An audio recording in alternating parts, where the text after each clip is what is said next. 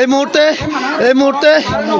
মুহূর্তে Raju boating cross করলে সেখানে ইংলিশ বয়েজ স্কুলের সামনে জড়ো হয়েছে।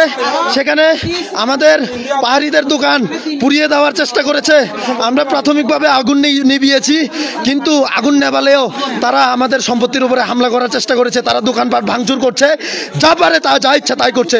এখানে প্রশাসনের ভূমিকা খুবই করুণ। আমরা প্রশাসনের সুদৃষ্টি কামনা করছি। প্রশাসন আসার পরেও প্রশাসনের সামনে কিভাবে এরা ইট মারে, এবার আমরা বন্ধ করেছি ইট মারা, ওখান থেকে মারতেছে প্রশাসনের সামনে। তারা সেনাবাহিনীরা এসছেন, আমরা কথা দিয়েছি আমরা একটাও ইট মারবো না।